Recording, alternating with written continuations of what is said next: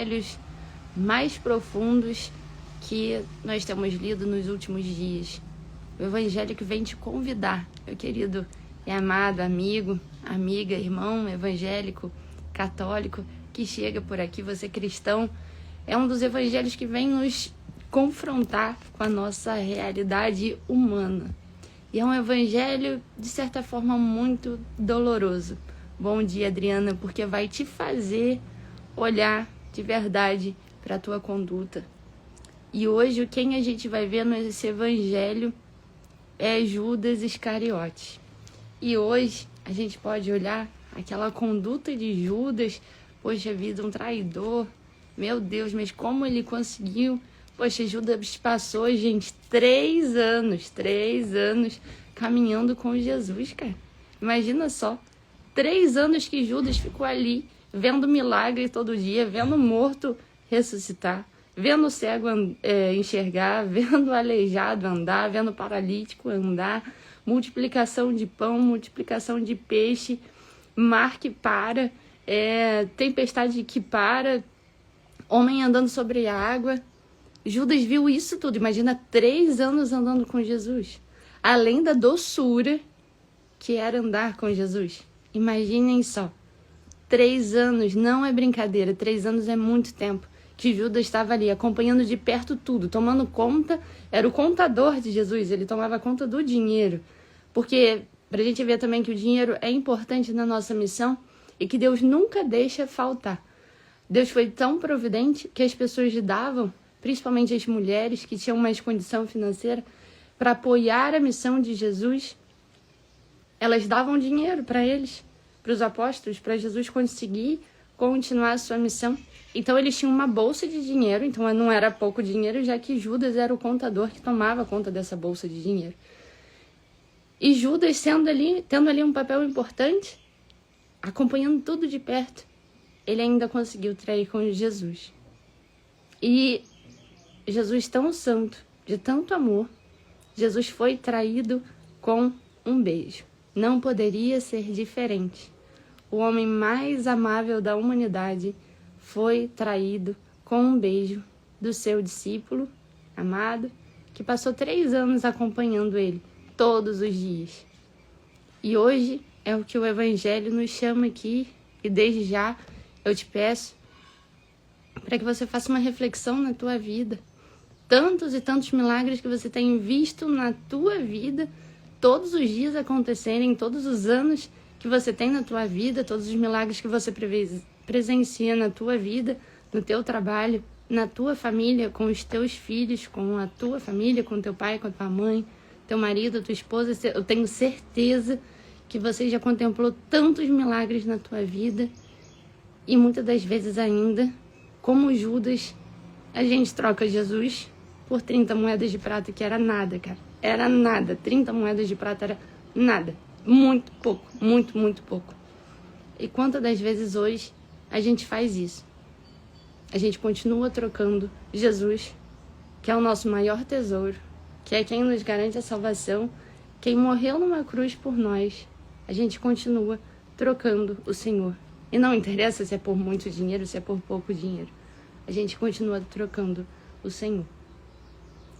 E hoje o Evangelho vem nos trazer esse momento, que foi a escolha dos discípulos e a escolha de Judas também. Então vamos ao Evangelho de hoje, que é o Evangelho de Lucas 6, do 12 ao 19, que o Espírito Santo nos ilumine as palavras que nós vamos ler e as palavras que nós vamos proferir e as reflexões que vamos fazer. Pelo sinal da Santa Cruz, livra-nos Deus nosso Senhor dos nossos inimigos, carnais e espirituais. Amém. Escolha dos 12 apóstolos, curas numerosas. Naqueles dias, Jesus retirou-se a uma montanha para rezar e passou aí toda a noite orando. Ao amanhecer, chamou seus discípulos e escolheu 12 dentre eles, que chamou de apóstolos.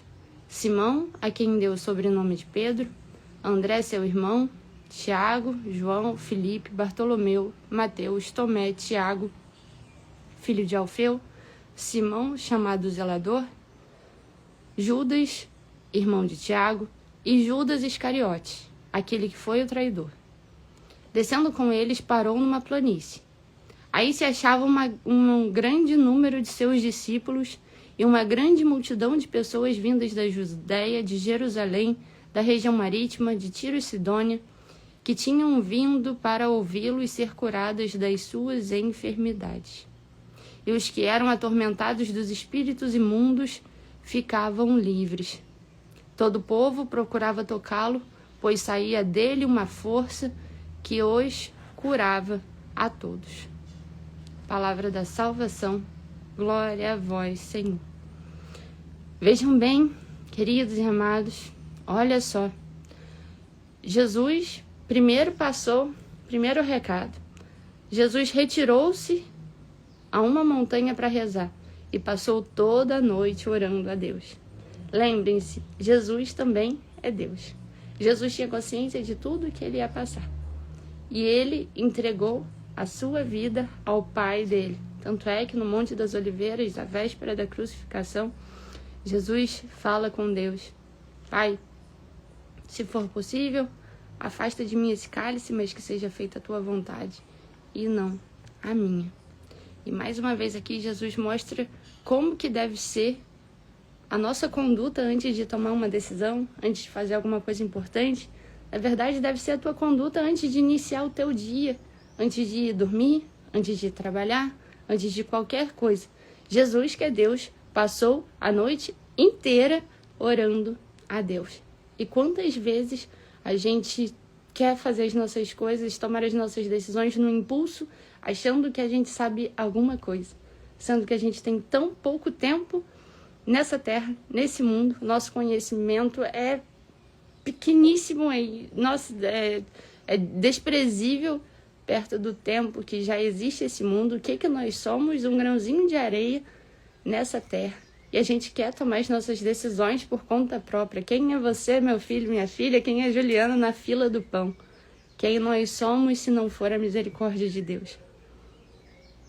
Então, Jesus passou a noite inteira orando a Deus antes de tomar a sua decisão. E aí, nessa decisão, ele foi lá e escolheu os seus 12 apóstolos. Apóstolo quer dizer enviado. Escolheu os 12 que ele ia enviar. E mesmo assim, mesmo sabendo de tudo que ia acontecer, ele continuou escolhendo Judas Iscariotes. Imagina como não foi a conversa de Jesus com o Pai. Pai, mas e aí? Eu vou escolher Judas mesmo ou não? Pô, mas ele vai trair. Vai chegar no final das contas, ele vai trair. Mas mesmo assim, Jesus continuou acreditando. Jesus, mesmo sabendo da pequenez, da fraqueza, dos pecados, do quanto ia ser tentador tomar conta do dinheiro, sabia o quanto que Judas era ambicioso, Jesus continuou escolhendo Judas. Da mesma forma que o Senhor continua nos escolhendo, meu amado irmão, meu amado irmã, minha amada irmã. O Senhor não desprezou. O Senhor não te despreza pelos teus pecados, porque Ele sabe da tua pequenez, Ele sabe da minha pequenez. E lá se foi, Judas Iscariotes, um escolhido, passa 3 anos vendo aquilo tudo e traiu o Senhor. Mas Jesus não deixou, não excluiu, sabendo o desfecho que ia ter, ele não excluiu, da forma que ele não te exclui do plano da salvação. A porta está aberta para todo mundo. E esse é o grande recado de hoje, que eu quero deixar aqui para você. A porta está aberta. Judas foi escolhido. E só bastava a ele fazer a escolha por Jesus Cristo. E ele deixou a tentação, ele deixou o desejo dele de ganância, o desejo de ganhar dinheiro, o desejo de ser maior que o Senhor. Irritava ele, aquela bondade do Senhor Jesus Cristo, irritava ele, incomodava ele, tanto o amor de Jesus enquanto ele era tão pecador. Incomoda. Quando chega a luz, incomoda as trevas. E ele não aguentou ficar ali, olhando tanta bondade, tanto amor do Senhor. Lembra quando a mulher veio e quebrou aquele vaso de perfume, que era um perfume caríssimo, era 1 ano de trabalho mais ou menos de uma pessoa lá normal. Então ela quebrou aquele perfume ali aos pés de Jesus. E aí Judas virou e falou assim, poxa, mas que desperdício colocar esse tanto de perfume aí aos pés de Jesus para né? Isso aí, derramando esse perfume aí, né? Que vai cair no chão e tal. E aí o que Jesus falou para ele? Que ela, enquanto estava fazendo o que era certo, porque pouco tempo teria com o Senhor. E ele falou que ele queria pegar, né? Deu aquela desculpa que era melhor pegar aquele dinheiro do perfume e dar para os pobres. E Jesus fala que os pobres sempre tereis convosco e o Senhor vai ser por pouco tempo que ia ver ali presencialmente. Então, ver o amor, a bondade do Senhor incomodava Judas. E o Senhor manifestou tantos e tantos milagres por 3 anos e nem assim Judas foi capaz de se converter, deixar ser transformado aquele coração. E o que eu te chamo hoje, meu amado irmão, meu amado irmã, é que não tem compromisso com o erro. Não tenha na tua vida, não tenha compromisso com o erro. Conforme Judas, mesmo Jesus sabendo o que ia acontecer, ele escolheu Judas. Mesmo ele sabendo da tua pequenez, dos pecados que nós, seres humanos, temos, o quanto somos fracos, pecadores, a gente erra, a gente é cabeça dura. Mesmo assim, o Senhor continua nos escolhendo, gente. Então, que você não tenha mais compromisso com o teu erro, não tenha compromisso com o teu pecado, com o quanto você já errou nessa tua vida, se você tem 20, se você tem 30, se você tem 70. Não tenha compromisso com o erro, porque o Senhor veio para fazer novas todas as coisas. E hoje eu te peço assim, finalizando o nosso programa Jovens com Deus, que você busque a tua reconciliação com o Senhor. Que, sendo possível hoje ainda, que você possa procurar a tua igreja, procure o teu pastor, procure o teu padre, vá à confissão, busque uma vida nova enquanto dá tempo, gente, porque a gente não sabe se amanhã a gente vai estar aqui. Lembra qual foi o final de Judas Iscariotes? Ele trocou Jesus por 30 moedas, passou um pouquinho, ele foi lá, viu Jesus, viu o que aconteceu, mas ele sabia que ia acontecer isso. Mas aí quando ele viu de verdade o que ele foi lá e se matou, se prendeu numa corda por ver que ele tinha matado o Filho de Deus. E quando a gente peca, quando a gente continua amarrado nesse pecado que a gente tem, todos os dias a gente dá mais uma enterrada de espinhos em Jesus, a gente dá mais uma chicoteada no Senhor, cada vez que a gente peca. E muitas das vezes a gente fica com medo, com vergonha, a gente não sabe como vai sair dessa confusão que a gente se meteu, né? Mas o pecado tá aí, o demônio tá aí te sussurrando todos os dias na tua cabeça, sussurrando no teu ouvido, todos os dias tentações, tá lá, todo dia te sussurrando. Mas cabe a você buscar força com o Senhor.